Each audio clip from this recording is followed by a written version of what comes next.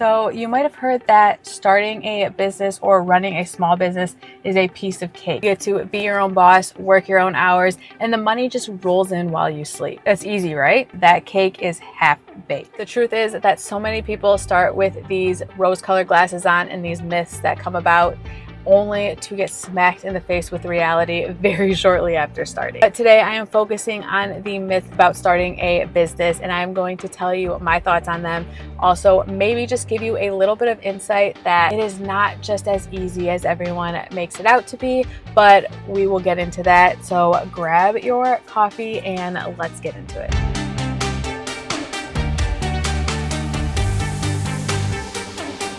The first myth is I will have total freedom to do whatever I want, like hello 3-day work weeks. And yes, that is true. While you are your own boss, you are also the janitor, you are the customer service rep, you are the marketer, you are the midnight shift all in one. Instead of one boss, you now have many. This can be from demanding customers or a looming bill that is over your head. And I think that a lot of entrepreneurs quickly realize that in order to succeed, you are switching your 40-hour work week to now an 80-hour work. There was this quote from one of the sharks on Shark Tank, and it was Lori Greiner, and she said that entrepreneurs are the only people that will take 80 hours to avoid working the 40 hours. All just the track of mind that you are working for yourself rather than someone else. Flexibility is real. You do have the amount of hours that you want to work and you want to set, but you also have to realize that those hours that you're not working, the business doesn't move. If you take a vacation, again, unless you have a staff, but I'm talking to the people who are just starting out or they're thinking of starting out, unless you have a staff, there is no one to run your business. There is no one to post the social media posts. There is no one to ship your packages out. There is no one to answer emails. So the business does not move unless you are working. There was a study that said that 30% of entrepreneurs and first-time business owners do not take a vacation longer than like a week. And you just have to realize that, like I said, if you're a t-shirt company or you're wanting to sell transfers, if you're not pressing and shipping, then no one is doing that for you and you're not making money. And if you think that no one is your boss, you just try messing up one t-shirt or one order and you tell me right now who the boss is, because it will not be you. It'll be that angry customer. And keeping those customers happy is obviously your very key goal.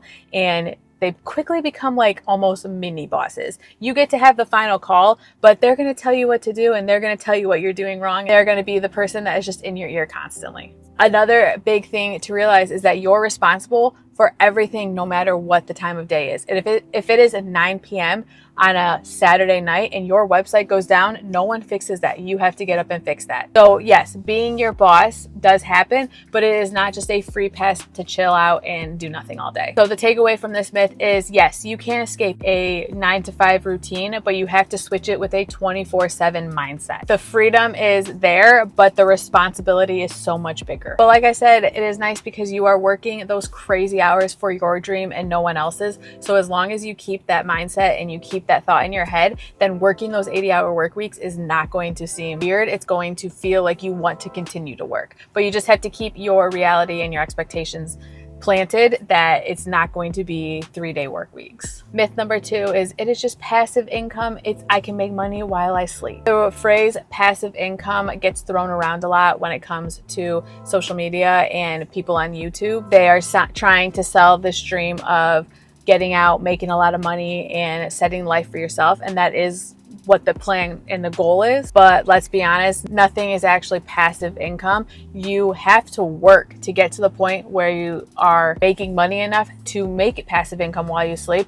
That's the thing when it comes to like people thinking that these are just, you don't have to do anything. While that's true in the sense if you like have AMS Transfers Plus where you don't have to handle production, you are still responsible for handling anything involving the customer's inquiries. You are responsible for marketing. You're responsible for answering the emails, like getting your name out there. That is your responsibility. The term passive income is definitely something you have to take lightly. You have to keep constant engagement. You have to build your brand. You have to do everything in your power to continue to work. So honestly, it's much harder work than if you worked a 9-to-5 because all the work falls onto you. So you have to put in that extreme work to make sure that you one day can have passive income. I mean, think about it. You won't, if you have a great t-shirt idea and you want to sell it and you're going to put it out online and you put it on a print on demand service and you just sit there and wait, nothing's going to happen from it. It's like nothing. They don't design themselves, they don't market themselves, and they don't sell themselves just like while you're napping. And that, I think, is a lot of people, even taking demos from people for AMS Transfers Plus, they definitely think that this is just something that they can sit back and watch the money flow in. And that's not the case. You need to get that mindset out of your head right now, because it is going to take extremely hard work, and it's going to take long nights, and it's going to take learning, and it's almost like being a student again. You have to learn your industry, you have to learn your business. And if you don't, then you're not going to grow, and this one day won't be passive income. It's like calling a small business passive income is like kind of calling a toddler low maintenance. Like, yeah, you can leave it in a room and not observe it and not watch it for 5 seconds, but then when you come back, there's going to be marker stains on the wall, there's going to be food on the floor. So running an apparel brand or a small business on autopilot is truly just like a fantasy. So yes, in terms, you can make money while you sleep, but it is going to take a lot of long nights and a lot of hard work before you fall asleep. Myth number 3 is great products market themselves. Build it and they will come. And I think that this is something a lot of people, I even thought it. I have this like really great idea for a t-shirt. I'm going to start my Etsy store. I'm going to start my store online, and people will come because it's such a great idea. And the truth is, nothing sells itself.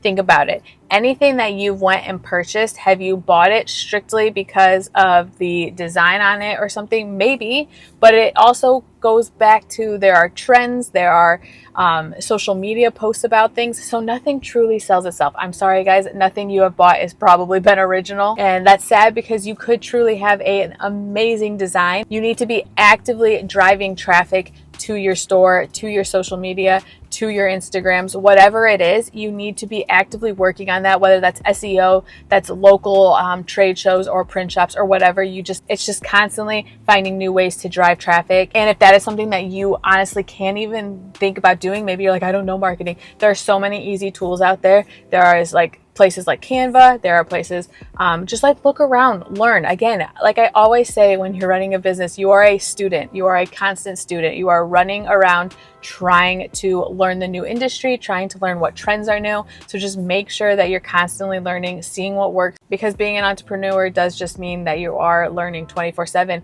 The industry, every single industry changes every day. Big changes, it could be little changes, but every single thing changes, and you need to be prepared for that. So just constantly be evolving. And this goes beyond, just like I said, social media or your website or setting it up. You really need to dig into SEO. If you have a website online, that is going to be your online presence. You just want to be able people to search that specific thing that you're making. So deep dive into the SEO, guys. Learn it like the back of your hand. I talked about this in my last video, doing like a 90-day sprint. And that is basically picking a problem in your business and pushing towards it for 90 days straight, and you think about nothing else, you do nothing else, and this could be one of them if that's SEO. So just deep dive into it. I promise it will be worth it in the end. It doesn't sound fun, but it's something that has to happen. You could be a fantastic print shop. You could have the best design, the best quality, and it is not going to be found on its own. It's not going to happen. And that's scary to me, is that a lot of people think that it can just happen like that. I mean, again, like I said, you aren't alone. I had that same mindset, but I quickly realized that that's not anything like it. There are t-shirt businesses still to this day that struggle to get traffic to their site. We see it all the time, people who go viral on social media and for one product, but then fall off the face of the earth and go out of debt or go out of business like 2 years later. So just make sure that you are continuing to push and learning all of the new ways that you can drive traffic to your website. Myth number 4, and the biggest one, is go big on inventory. It's better to have too much than too little. You might be thinking, I am so confident in my designs. I'm going to order 500 shirts. I'm going to let it sit there and it's going to sell. And guys, just prepare your pockets for pain. Overstocking is one of the biggest rookie mistakes when starting any type of business. In the custom apparel world, overstocking can be a big trap, and inventory in general is just a trap, because those boxes of unsold products are basically tying up money. You have to upfront the cost of that, and you're not actively making money on them. It is super tempting to get a bunch printed at first because you want to be prepared. But I think that going to services like DTF transfers or print on demand services are the better option, because you can buy one-offs.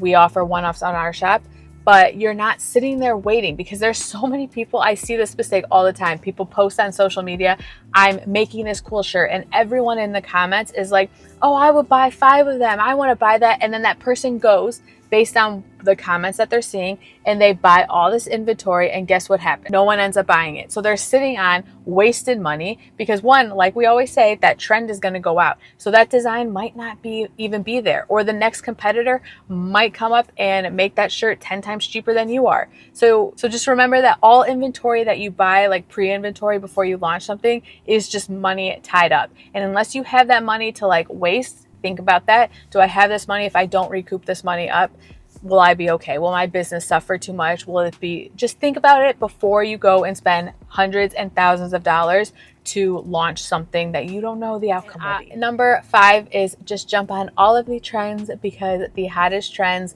will always sell, and then I'll get rich.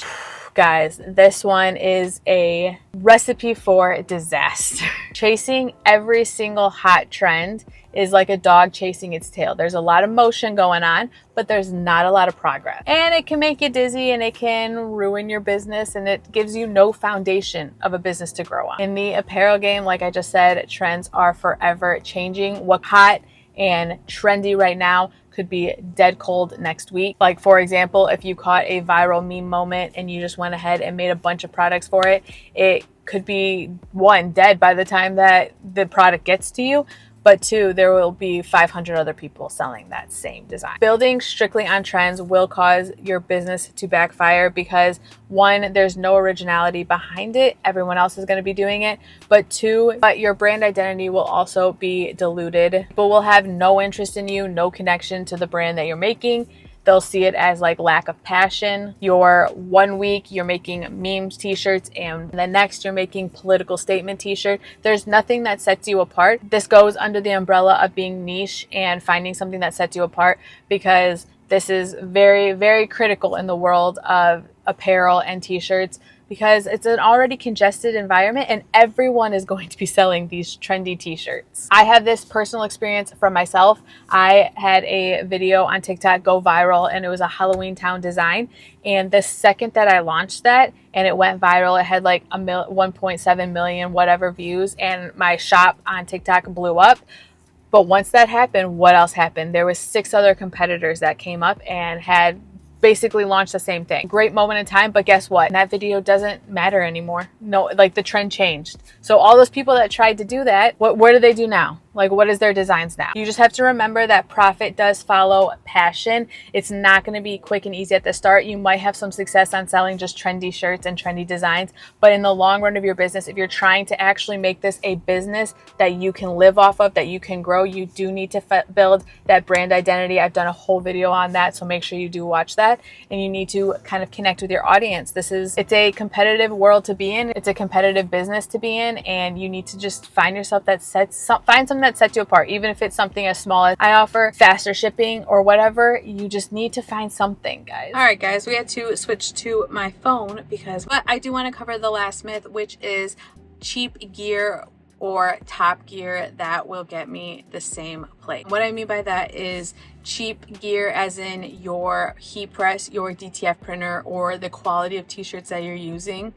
People think that they can lowball the cost of the product and then have the same outcome for having a high quality brand or being known that they offer great products. But I actually just saw this happen the other day with someone who bought a converted DTF printer. We see this all the time in the DTF transfer game. People who have a lot of traffic to their site and they want to offer customs, but they don't want to like pay to ship it or whatever. So they go and they invest in a DTF printer, probably way too soon than it is actually needed, because like I always tell you guys, if you don't have a lot of traffic, your DTF printer is just going to sit there. It's going to cause more issues than what it's worth with clogs.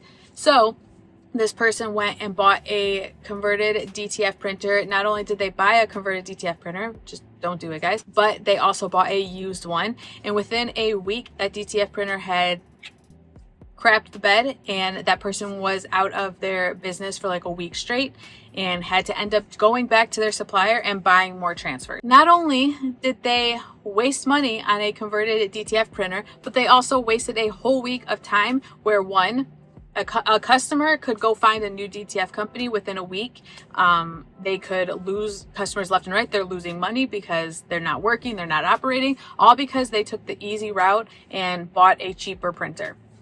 And I say all this to say, if you want to buy a DTF printer and start selling transfers, that's great, but you need to invest in actually good quality ones. I know, guys, I know that these are expensive. Our printer was like $9,000 straight from China. So if you're buying it from someone in the US, it's like 20, sometimes like 15, 20,000.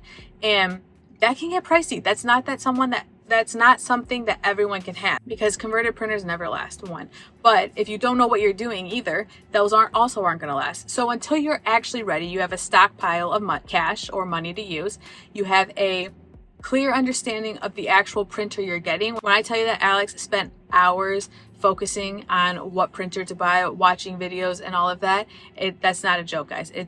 It was hours. We did not just go purchase one. We researched, we looked at everyone's videos. So it's not something that you just can order overnight and think that it's going to work as the same as like the big boys that you're trying to compete with. And that most likely will probably put you out of business in the long run, because you're not going to want to deal with the headaches. You're not going to want to deal with any of the angry customers that come to your door and are like, my quality is terrible. So just keep that in mind. Your machinery, your heat press, if you're in the apparel game, I'm talking to you, your heat press, your transfers, your printers, everything is like a kitchen tool that you need. And those kitchen tools are what is going to help you make that perfect recipe. You just need to make sure that you are not wasting money on the wrong equipment, or just not being honestly a cheapskate, because the quality is going to show for it, and that is going to leave a bad taste in your customer's mouth, and that's going to leave a bad taste in your mouth, and it's never going to, you don't want to be known as that brand that has like terrible quality. So just make sure that you're actually setting yourself up for success on that point, guys, because it's not something that you can come back from. And I just feel that that's not something you want to risk right away. We had a bad batch of film about a year ago when we switched suppliers, and we ended up getting it fixed rather quickly. Like within, I think, 2 weeks it was fixed. We kind of narrowed down to what it was, but I'm not naive enough to believe that there were people that tried us for the first time during those 2 weeks and didn't like the quality of them, but it, one, comes with the territory of just learning how to run a business, and two, I can promise you that Alex and I have not made that mistake again. We have not switched from our supplier. We have not switched for ink from our supplier. We learned that that is not something we're willing to risk. So I'm just telling you guys, it's not worth it to go the cheap route. It sounds glorious in the beginning because you're like, oh, it's so cheap, but I promise you it's not worth it. And even while preparing for this video, I learned that a lot of the issues stem from people wanting to be cheap and people wanting to have an easy way out. And I'm telling you right now, if that is you just want an easy life, you just want to collect money while you sleep, like you're not about actually building a business, then this isn't for you. And that sucks to hear, because I feel like there's a lot of people it might not be for. Hopefully, if you're watching this video, you're like, I'm wanting to change. I'm wanting to dig in and figure out what I can do to not fail.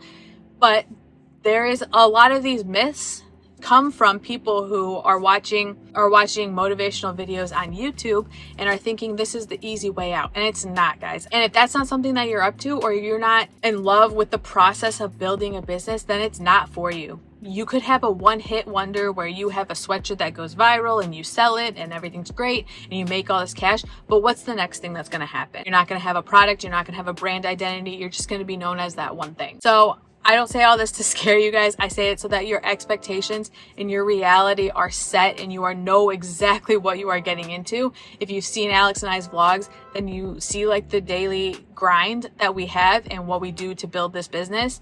And you can watch the hours of content that both of us have.